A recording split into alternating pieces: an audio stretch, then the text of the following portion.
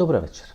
Вонредна политичка анализа. Една бурна недела зад нас, две одлични интервјуа, Филип Петровски и Стефче Јекимовски, реакција на СДСМ на последната вонредна политичка анализа, мноштво на настани, дрога, марихуана и така натаму. На крај ние таа дрога ќе ја платиме, бидејќи ќе влези целата работа, како што сега стојат работите, во некаков ќорсокак, и тоа ќе го анализираме во вториот дел на ова наша вечерашна вонредна политичка анализа.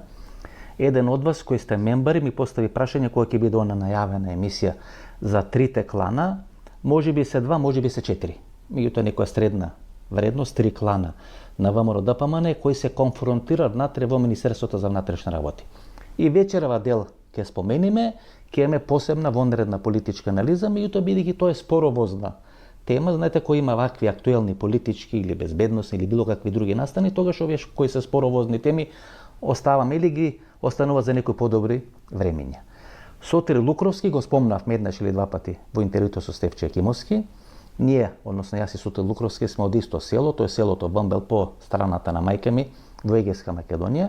Има неколку села од Егејска Македонија кои имаат своји улици во главниот град на Република Македонија, Скопје. Една од тие улици е улицата со името на селото Вамбел. Ако продолжи Сотир Лукровски да не работи, се плашам дека селото ќе изгуби улицата, бидејќи ќе почнат и да го казнуваат, ако не сега за 2, за 3, за 4 години, како почна да не станува, да не мрднува од ресторанот Балканика, се ми се чини дека селото Вамбел ќе треба да се збогува со улицата во главниот град на Република Македонија. Имаме реакција на СДСМ, ќе ви ја прочитам подоцна реакцијата на СДСМ на последната вонредна политичка анализа. И анализиравме средбата во Ловниот дом, сега ќе направиме една дополнителна анализа на таа средба во Ловниот дом. Меѓутоа на почетокот да нотираме две имиња. Едното е Петри Шилегов, второто Јово Деспотовски. Двајцата исклучени од СДСМ од страна на лидерот Венко Филипче. Меѓутоа целата процедура јас не видов дека е завршена. Знаете, политиката е некаква умешност кај што вие треба да споите мок, влијание и во најголем дел процедура. Значи мора да внимавате на процедура.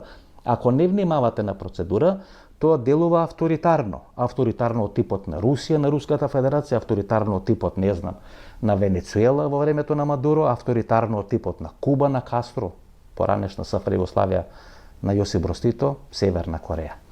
Бидејќи каква е процедурата? Вие да го исклучите Јово Деспотовски и Петри Шилегов, тоа мора да го направи основната или местната општинска организација. Бидејќи потекнуваат од Карпош, или едниот од нив потекнуваат од Карпош, треба општинската конференција во Карпош или извршен комитет на СДСМ Карпош да закаже седница. На таа седница некој од раководството да го презентира ставот, дека треба да бидат исклучени Петри Шилегов и Јово Деспотовски, па да се отвори расправа, па да се гласа и така натаму. Кога ќе заврши целата таа постапка, тогаш официјално Деспотовски и Шилегов ќе бидат исклучени од СДСМ. Бидејќи таму го имате Андреј Петров, го имате Еско, Есатраг, го имате Игор Ивановски Шема, можеби Наташа Савова, не знам, Бојан Маричич кој сега е председател на Државната изборна комисија од пред неколку недели. Вие ќе треба да ги натерате тие луѓе да ја прекршат процедурата и поради изнесен став да исклучат членови на СДСМ, кој порано биле градоначалник на Скопје, едниот од нив, член на извршен одбор на СДСМ, Јово Деспотовски бил и секретар за меѓународна соработка и така натаму и така натаму. И тога СДСМ не наликува на ВМРО ДПМН од тоталитарните времења на ВМРО, туку наликува на некоја политичка структура која 1991 година била испратена во историјата.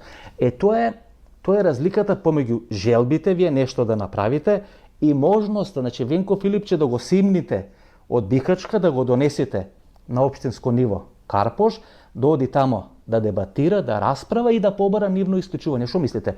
Ќе може ли Венко Филипче да спроведе операција во општинска организација на СДСМ Карпош да го исклучи Петри Шилегов и да го исклучи Јово Деспотовски? Не сум баш сигурен до крај и мислам дека ќе биде интересно целата постапка и процедура да биде сведена на тоа ниво. Втора работа. Имате Софија Куновска, која била до пред известно време прв човек или дел на раководството на СДСМ во главниот град на Република Македонија. Дури бирала и пратеник од редовите на СДСМ во македонскиот парламент. Ако Деспотовски и Шилегов ја критикуваат СДСМ 1, 2, 3 месеци и тој им се смета како големо зло, еве ја критикуваат СДСМ, а многу не ја напаѓаат владата на Република Македонија, па повеќе од 4-5 години Софија Куновска го напаѓа СДСМ. Дали Софија Куновска некој е исклучило членство во СДСМ? Не. Бидејќи тогаш би се конфронтирале со банкарите во Република Македонија. А знаете, кога ќе се конфронтирате со банкарите, тогаш и хипотеките може да бидат реализирани, тогаш и кредити да не можете да добиете, така што е лесно вие Шилегов и Деспотовски да ги исклучите. Ајде да видам да исклучите Софија Куновска. Еве го соопштењето на СДСМ пред 6 дена, значи во средата, еден ден после последната вонредна политичка анализа. Нема тајни вечери кај нас, се работи јавно. Значи не демантира дека има средба. Не демантира дека има вечера во Ловниот дом. Не демантира дека популарниот венац преспал во Ловниот дом, дополнително од газдата да добие инструкции како да ја води СДСМ или како да менаџира, помалку или повеќе успешно со СДСМ, туку дека немало тајна вечера. Значи имало вечера, ама не била тајна. Па ако е јавна вечерата, тогаш можеле кај столе концепт, можеле во општинска организација на СДСМ, можеле на Бихачка, во штабот на СДСМ, каде што пред 3,5 или 4 години Зоран Заев на Димитар Ковачевски и Миле Зечевиќ од гашното раководство на СДСМ им ги презентираше ставовите, размислувањата и идејата да биде формирана заедничка влада на СДСМ и на ВМРО ДПМН со мандат од 8 години.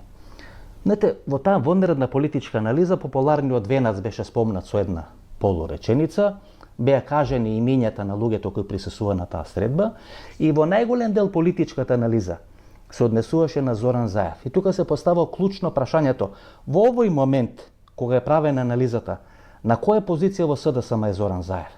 Председател на СДСМ, почесен председател на СДСМ, сива еминенција на СДСМ, член на извршниот одбор на СДСМ, член на централниот одбор на СДСМ, пратеник на СДСМ или газда на СДСМ?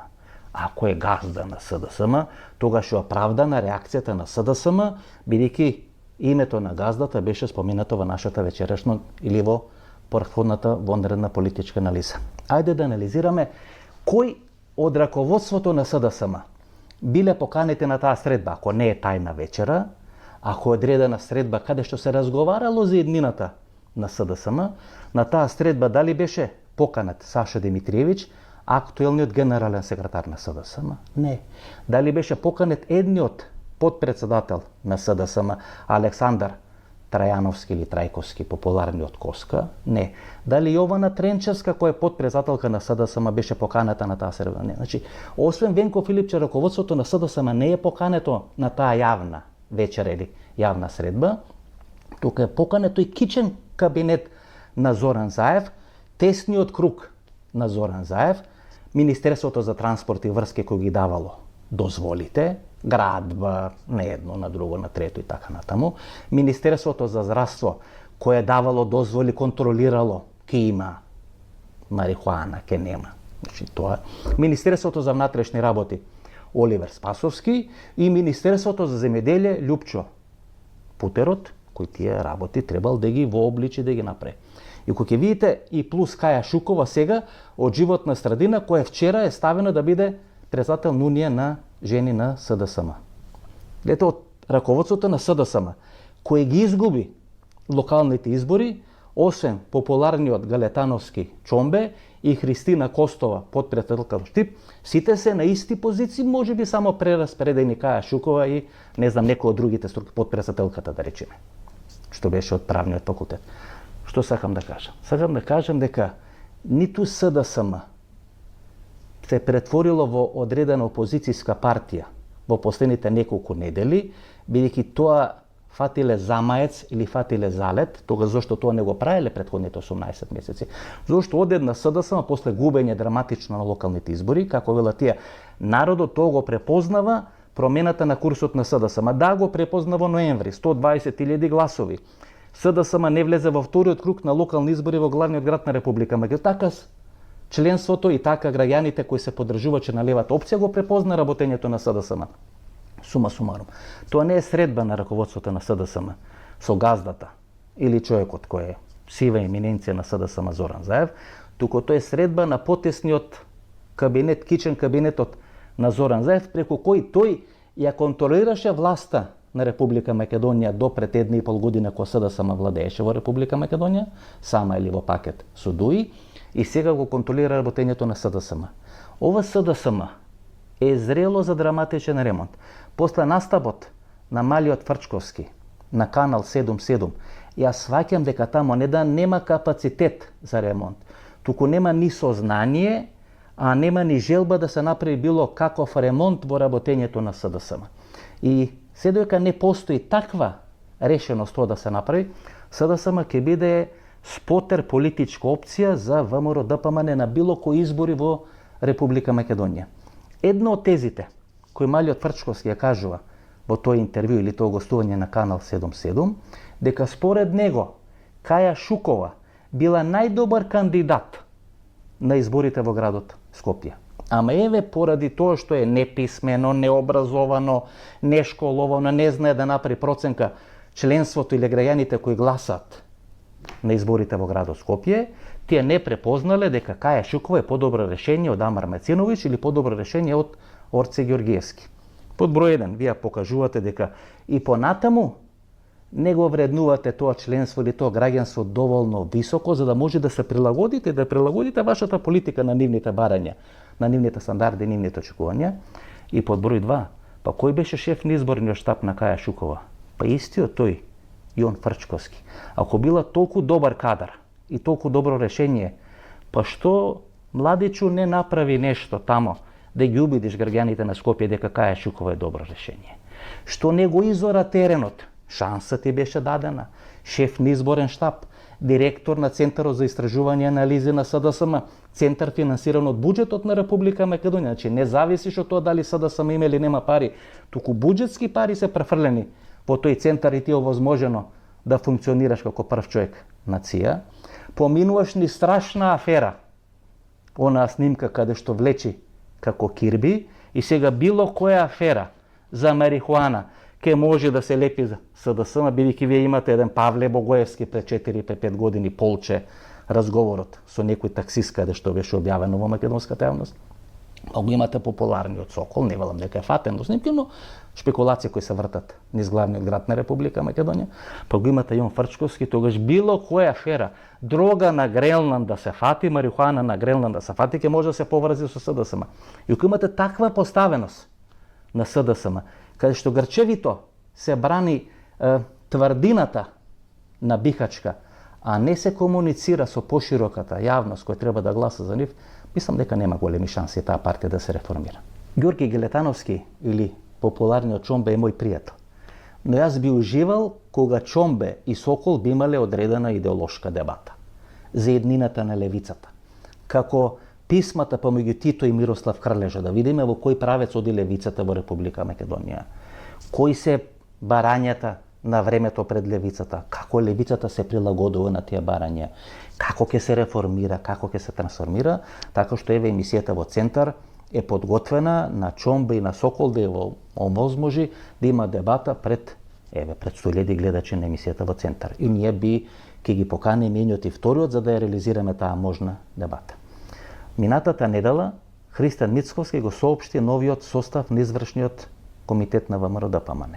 Пред еден месец ви најавивме дека Мицковски ќе влезе во одредена операција ВМРО ДПМН во негов мандат да нема подпредседатели.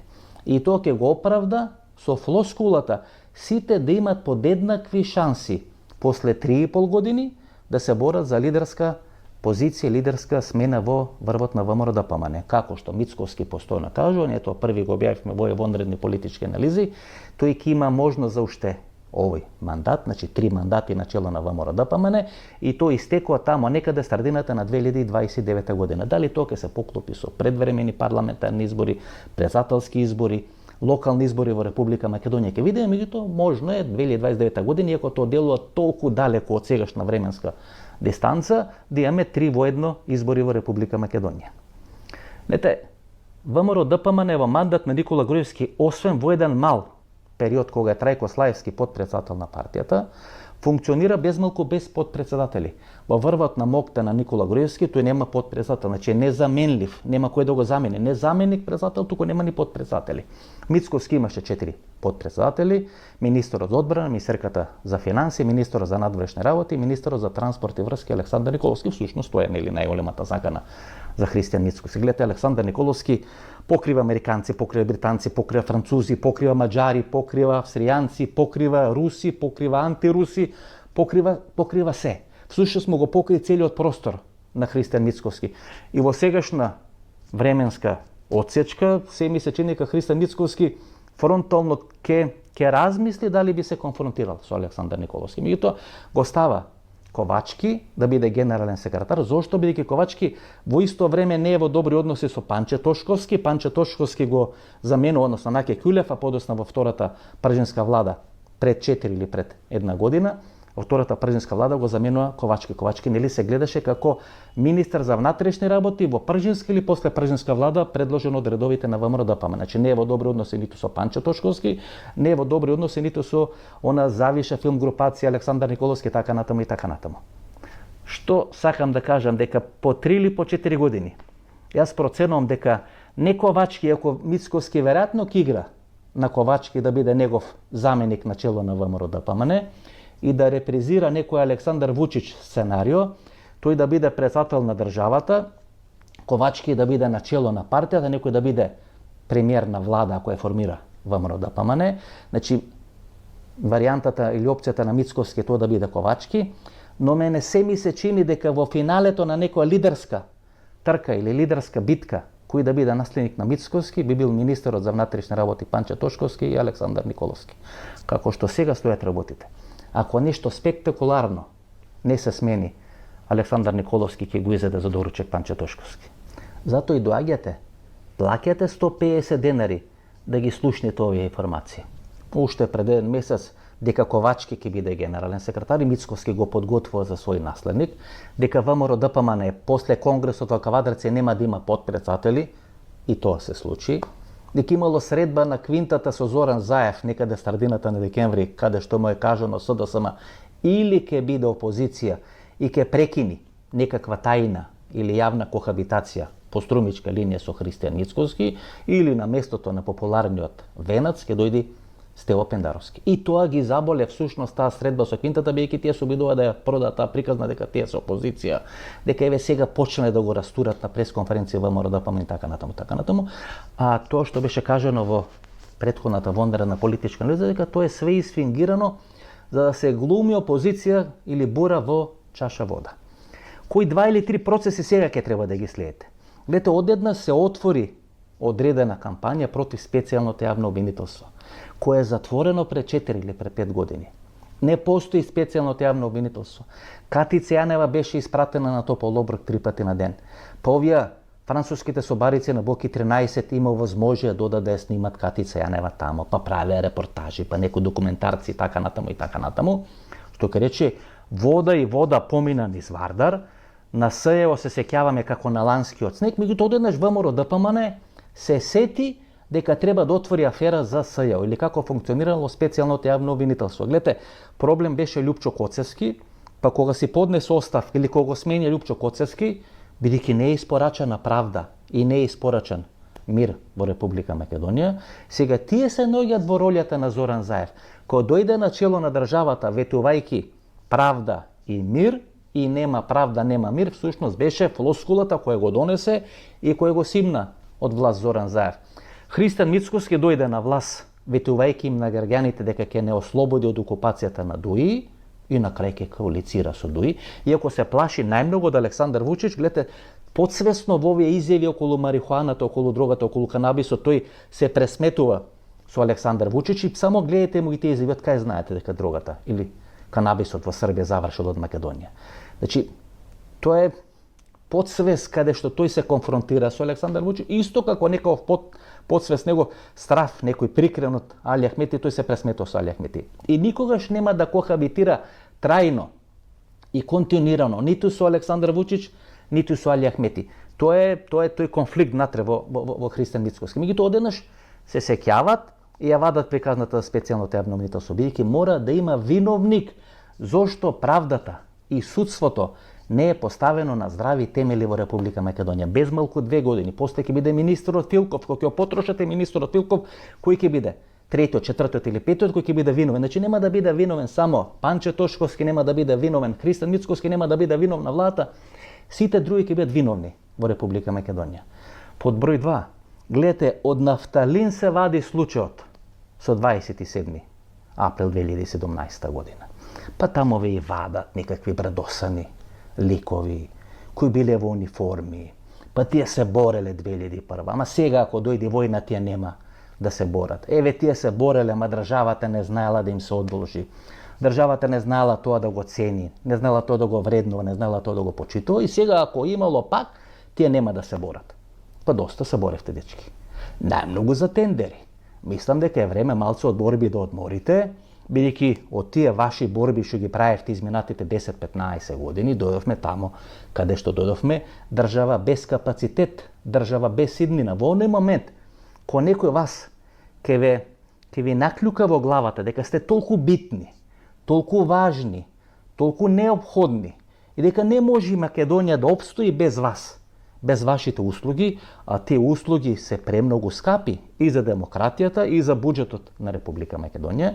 И откога ќе помислите дека сте толку многу важни, што може да влезете во законодавниот дом и да го земете или да ги земете законите и да земете правдата во ваши раце, и сега после 7-8 години некој повторно нафталин ги вади тие теми, го рехабилитира тоа што се случи на 27 април 2017 година, и тие не само што не се срама, туку се перјаници, браќата, уставобранителите, луѓето кои влегле тамо и за разлика од нив кои влегле тамо ја земале правдата во свој раце, овие кои всушност се злоупотребиле таа правда за промена на името, ја обезличиле Македонија, а Македонија немаше да биде обезличена без 8 раце од редовите на ВМРО-ДПМН, и како што велат тие, после неколку средби кои ги имале со тогашното раководство на ВМРО-ДПМН, тоа не е Никола Груевски, туку се наследниците на Никола Груевски, и освен тие 8 раце имало плюс 8 до 12 раце во резерва, што ќе рече уставните измени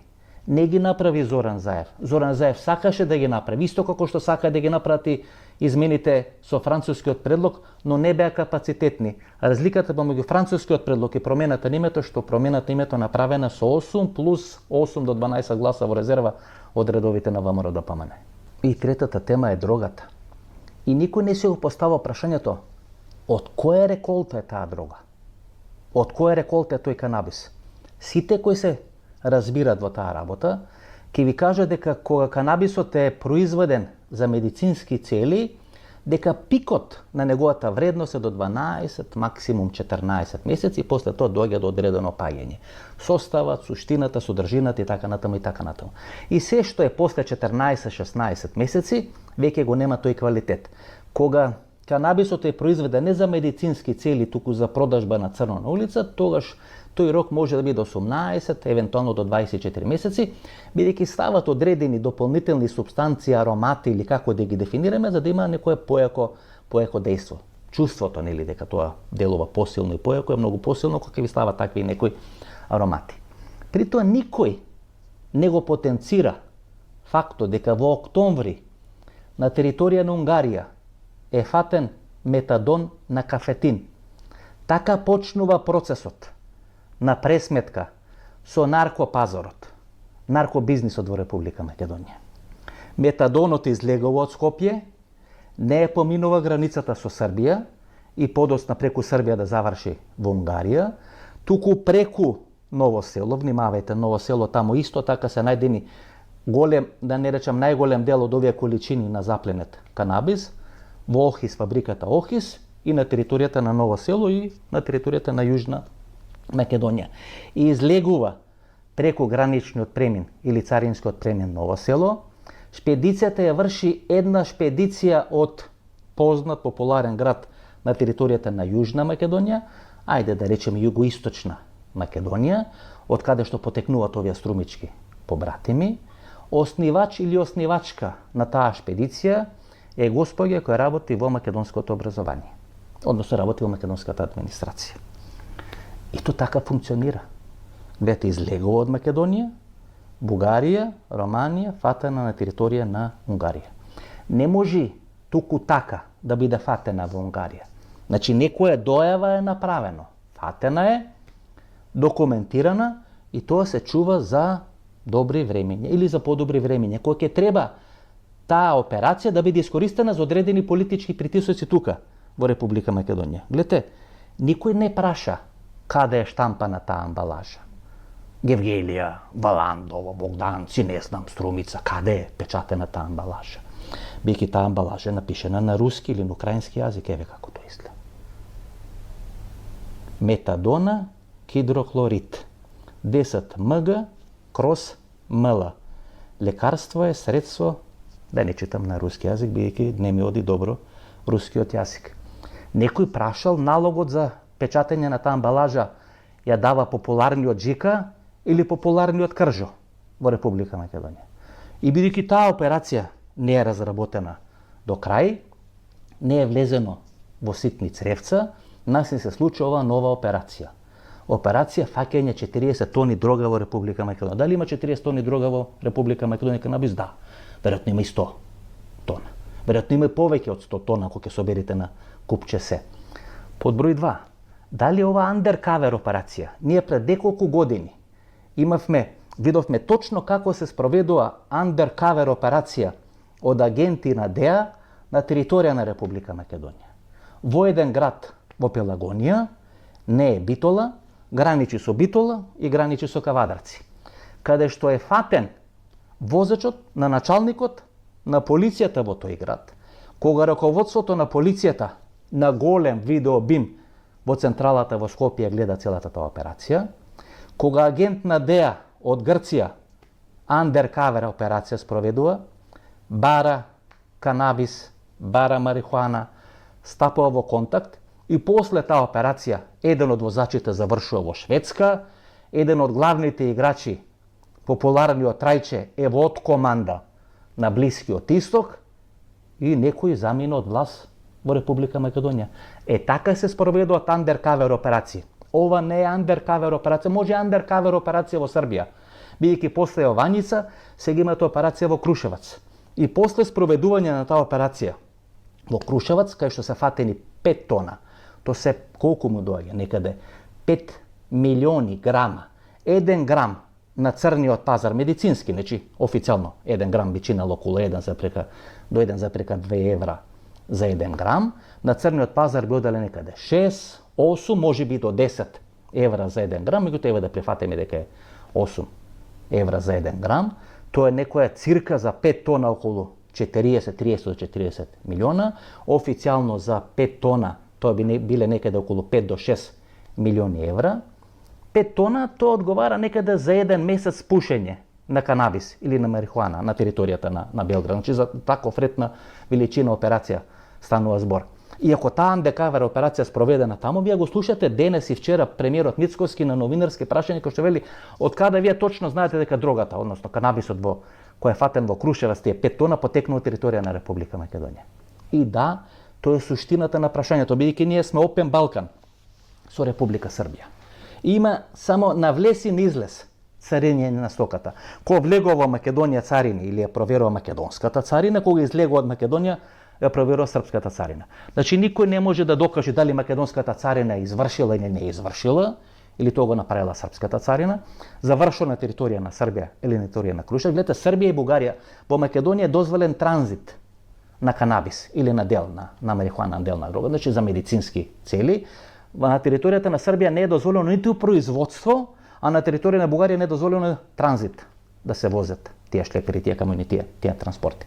И кога така ќе ги поставите работите, се ми се чини дека на крај ние како граѓани на Република Македонија, кога ќе биде запленета дрогата, кога ќе биде тоа процесирано, кога ќе биде направено, и на крај нема да бидат поднесени кривични, туку се плашам дека ќе поднесени прекршочни пријави, а дека штетата ќе платиме ние како граѓани на Република Македонија преку поголеми даноци и преку буџетот на државата. Да не ви објаснувам јас.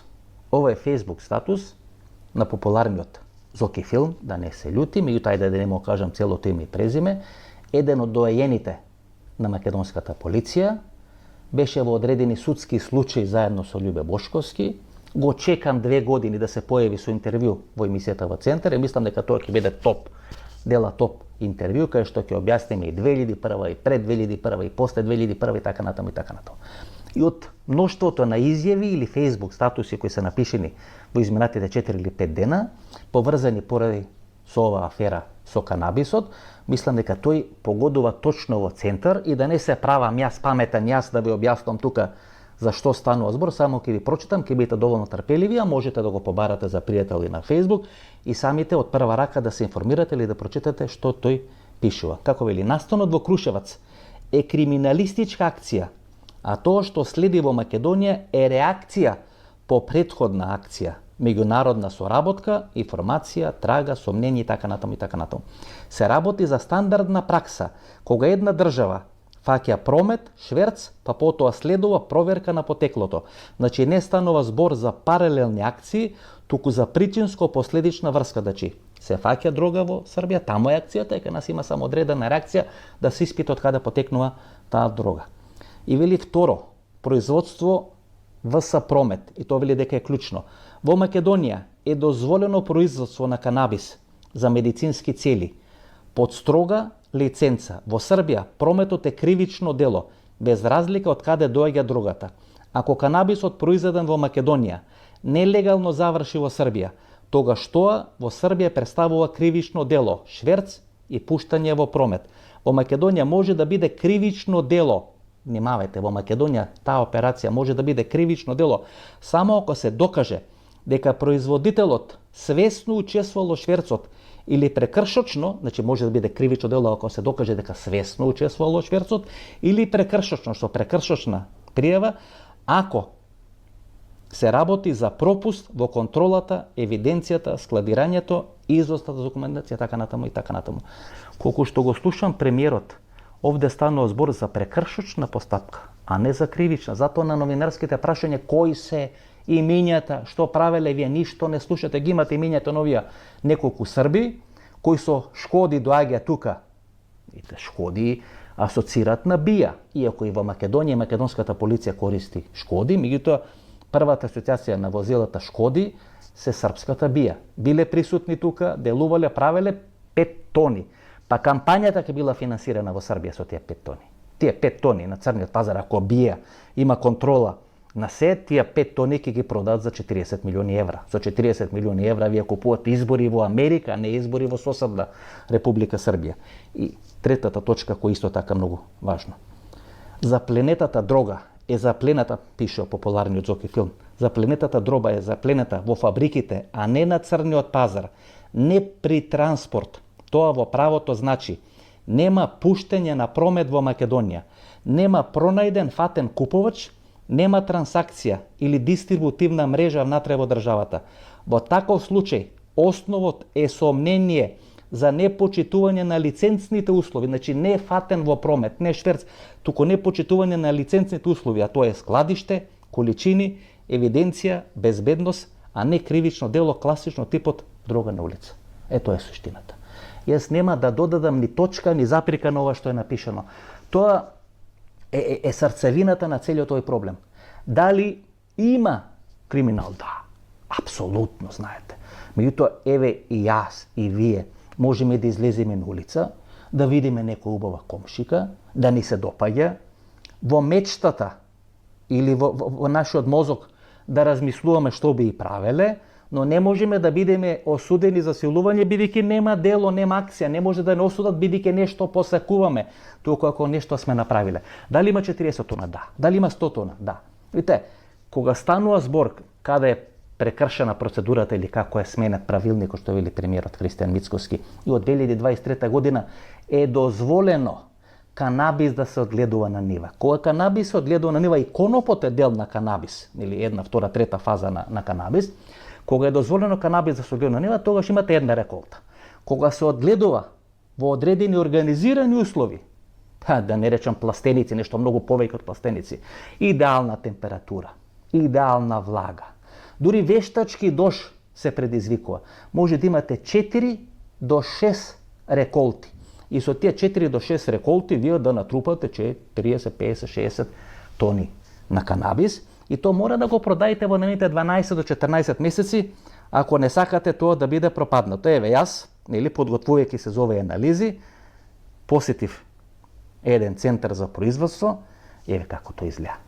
Ова сум јас, не е Христан Мицкоски, не е Зоран Заев, кога посетуваат скопски кафетин или некои фабрики. Тука се гледа позади, како тоа се одгледува, мора да се запаза сите технички стандарди, одредена маска, па на главата, па ракавици, заштитен мантил, доле на чевлите на патиките стават исто така заштитни делови и ве влегувате таму и можете да видите. 2-3 сати поминав таму, значи цела процедура, цела постапка може да ја видам и таму ако се почитува таа постапка во овие фабрики кои се сериозни и по 50 направени, таа се почитува, имате 5 до 6 реколти во текот на една година. Кога е тоа на нива, не знам, во Битола, кај што беше овој млекарот, или не знам, коноп што правеше, или во Струмица, во Валандова, во јужен дел на Македонија, таму има една реколта. Кога е една реколта, тоа може да даде голем производ, да даде голема залика. Кога се 4 до 6, тоа е складирано, направено така натаму и така натаму. Што е сега суштината? Дрогата, односно канабисот, може да ја чува надвор од просторијата. Вие може да предпоставувате дека тоа е за криминал и за црниот пазар, но не е фатено во андеркавер акција на црниот пазар. Тоа е суштината. Мадуро е мало дете за овие нашиве бизнисмени или политичари. Гледате, Доналд Трамп ги праќа фоките, ги праќа овие Делта Форс во Венецуела, го влегуваат на Мадуро. Која е основата? Кој е обвинувањето на Мадуро? Недозволена трговија со наркотици. Му влегуваат таму, му влегуваат дома, во најтерен да го носат во Њујорк. Овие наши не можат една акција, па не ни спроведу акција, спроведу во Србија, во Белград, па тие сега црниот тетко не го пренесо тука во Република Македонија, па сега ние нешто се бориме, па се правиме, па се обидуваме нешто да направиме. Гледате, сите овие кои се гласноговорници кои информира партии на Јадранска магистрала, не спомна ништо за метадонот на кафетинот, меѓутоа сега се полни со информации. Ги гледале Сенки на Балкана, слушале што кажа Стојан Андов и се разбират се. И од наркотици, и од политика, од геополитика, се разбират во Република Македонија. Меѓутоа никој од нив, бидејќи се веројатно на кафетин доза 3 пати на ден, не спомна за метадонот на кафетин кој е фатен во Унгарија. Тоа е скандал пар екселанс, бидејќи најблискиот круг околу власта, околу премиерот се вклучени во целата таа операција. Така што Мадуро е крупна, односно ситна зверка за овие наши крупни играчи тука во Република Македонија.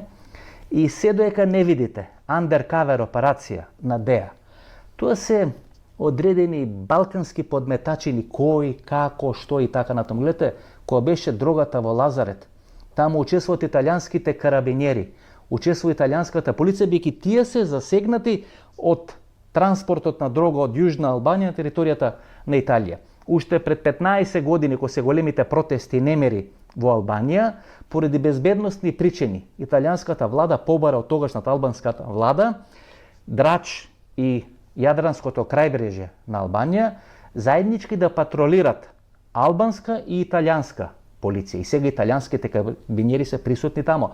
Во операцијата во Лазарет, уништувањето на марихуаната учествуваат тие. Се доека нема таква операција во Република Македонија, можат мирно да спијат нашите политичари. Тоа нема да трае уште долго, но сега за сега не се нешто драматично оштетени, затоа и се дозволува така пинг-понг да се игра преку средствата за информирање, преку телевизиите и преку социјалните мрежи, бидејќи се чувствуваат сигурни. Во оној момент кога некој друг место Трајче ќе треба да оди во откоманда или на топол оброк 3 пати на ден, тогаш друга приказна ќе се пее. Ова е нашата водредна анализа. Се гледаме недела со ново интервју, нова анализа, вторник 22 часот и 30 минути, до недела и вторник, пријатно вечер Македонија, каде да си.